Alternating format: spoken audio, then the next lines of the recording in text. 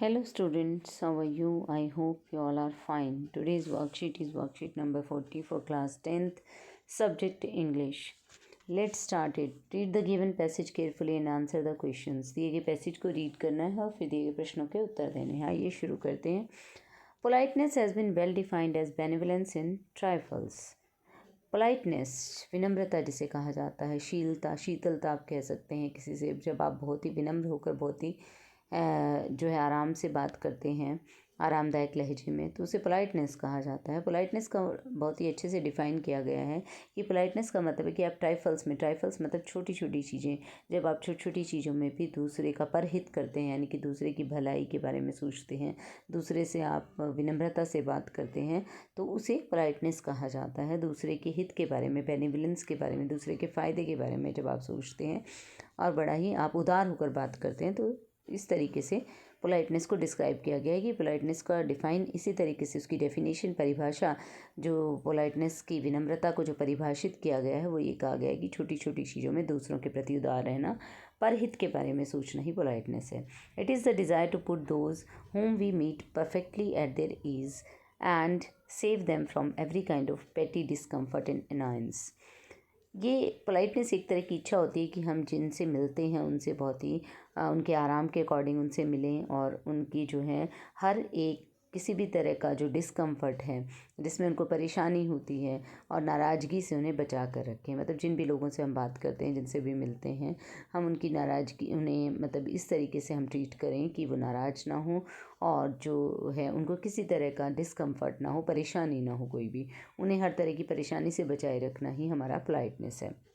The limited part of benevolence called politeness requires only an inclination to make them happy temporarily while they are in our presence, and when this can be done without any sacrifice on our part or only with a slight sacrifice of personal comfort.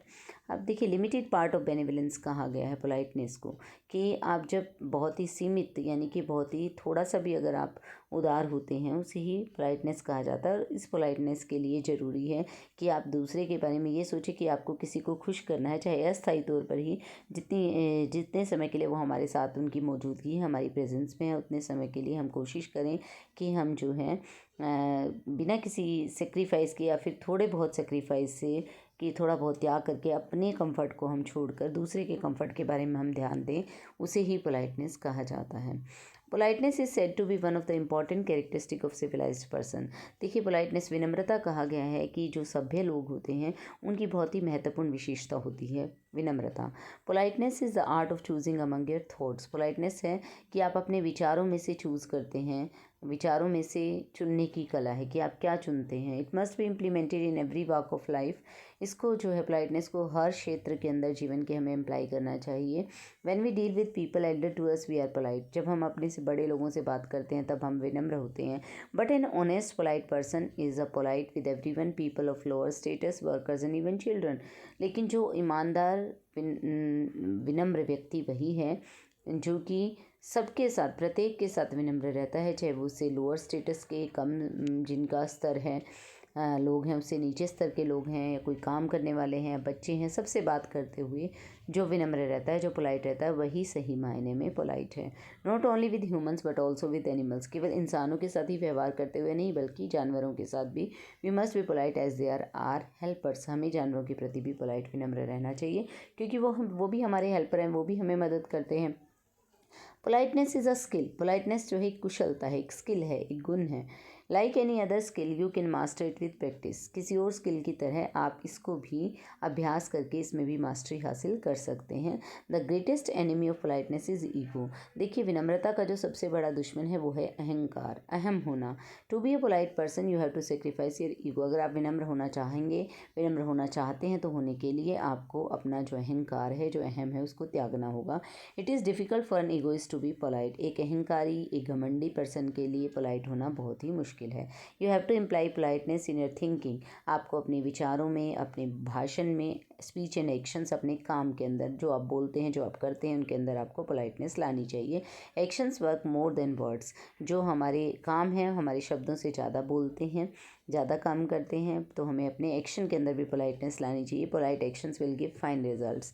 आपका जो काम जितना विनम्र होगा उसका परिणाम उतना ही अच्छा होगा।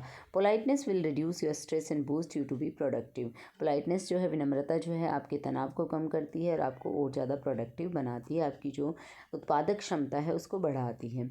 Apart from your present benefits you protect your future.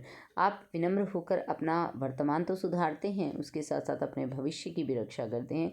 Being polite makes you mentally healthy. अगर आप विनम्र रहते हैं तो आप मानसिक तौर पर भी स्वस्थ रहते हैं। In our daily life we come across many incidents with people nearby in ourselves. हम जो है अपने डेली लाइफ के अंदर, दैनिक जीवन के अंदर बहुत सारी घटनाएं हमारे सामने होती हैं, बहुत सारे लोग हमारे सामने आते हैं।